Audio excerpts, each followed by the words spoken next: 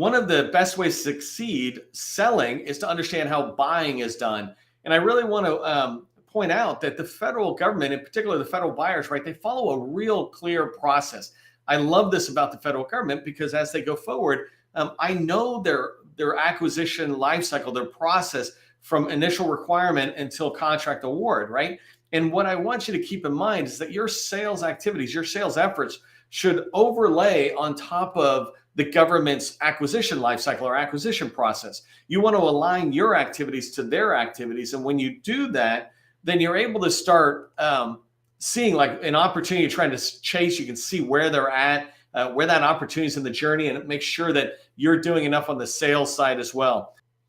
Okay, so I wanted to begin with this chart. I thought it'd be an ideal place to begin because I said, if you want to be good at sales, then make sure you understand the buying process.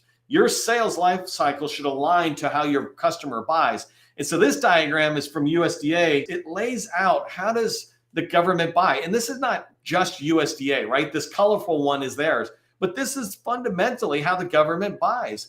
I'm not going to go too far into it, but the idea is they have a requirement. They start exploring that requirement. They start doing some market survey to see if industry's got input onto the technical requirements and if they might be able to find people to bid on it. And then they go through and shape the whole acquisition. You can see all that going forward. The reason this is important is when you have a target agency, you want to make sure you understand their buying process. You want to, this is one of the questions I would ask when I'm doing business development in particular. And I can do it in Capture if I'm that late, but I want to know my target agency. For example, DLA, I'm in there with a particular customer. What is your buying process? What's your life cycle? And I don't want you to ramble it off. They have diagrams like this. And that's business development is about trying to find this document. So let me talk about federal sales life cycle from a couple different diagrams that I have. And I just thought these would be helpful to look at because the idea is I want to align my sales life cycle to the government buying process. And this is where I begin to do this. If you look at the RFP phase right here above the word formal in the center of the screen, this is where I said it was too late. If you're at this stage, it's reactive. And so what you want to do is be participating earlier on. So if I go one step ahead or to the left, it's market research. And this is still formal, part of the formal acquisition process. And so you can think RFIs, sources sought, et cetera. And what I want to point out here is that's the time to influence the government the most. And when I say influence, I don't mean you're going to twist their arm. I mean, you're going to have discussions with them. If you have a conversation with the contracting officer, they're going to hear you and go, that makes sense. Maybe I'll consider that, right? And I'll talk more about how to do that or what to do that on specifically.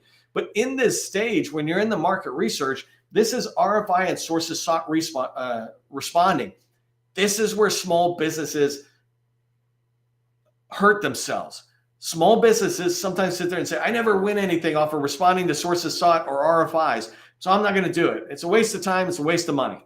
And you go, you know what? Forget about whatever my past experience is. I'm coming here. If you only respond to your target agency, if you only respond to your core competency, what I call your slam dunk opportunity, and if you respond over and over again, I guarantee you're going to win. Right? If you're in an agency like the Army and you're responding and you're writing about cybersecurity in a particular risk management framework, you're going to get known because it's not just the small business specialist seeing you. It's not just the contracting officer seeing you, but it's also the program office seeing you. So you want to participate. If you're not winning and you're not being brought back in, then I would, my first thing that I look for is, are you writing to stuff that's outside of your core competency? Outside of your slam dunk opportunity? If you can come in and write to your write to RFI responses write RFI responses and sources sought responses in your area of expertise, you will impress the contracting officer and other people in the government enough so that you can get in and start having conversations, which allows you to shift left a little bit more to this whole informal stage. And I have a whole separate training, so I'm not going to dive into it here. But this is the idea where you get in before it's even the contracting officer is really even getting involved. I just talked with a company this morning who does artificial intelligence, like truly does artificial intelligence, not just ChatGPT and using it, right? And so they can come in and help the government do certain things. And what I was telling them is, you want to get in and have conversations and give people aha moments. That idea, you don't want to respond to the government's idea. You want to be in there early enough.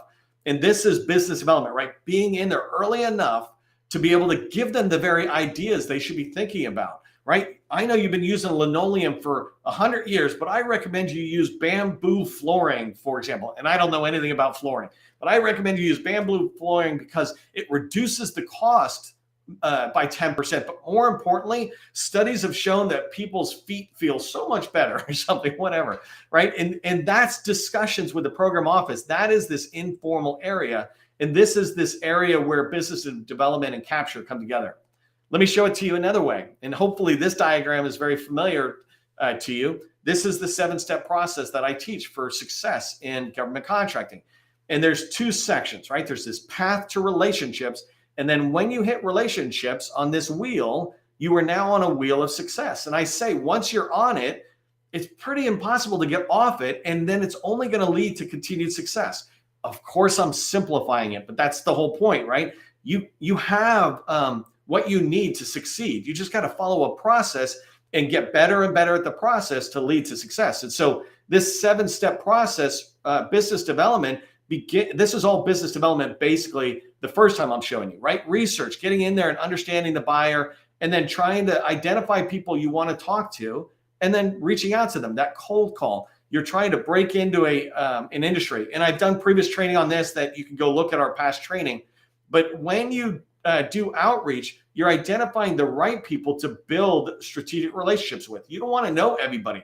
You want to know about 8 to 16 people. When you know that many people, you're able to really understand an agency and begin to get in there. The one thing I want to talk about as I move forward, these processes that I teach are designed to work with 1-person company or 100-person company or more. The whole point of it is to not burden ourselves with too much work. If you're not making enough money that you could be full-time business development salesperson, then you need to be subcontracting under small businesses. It'll reduce the workload on you, but allow you to focus on your subject matter expertise. And so as we go forward and we talk about some of this stuff, just keep this in mind.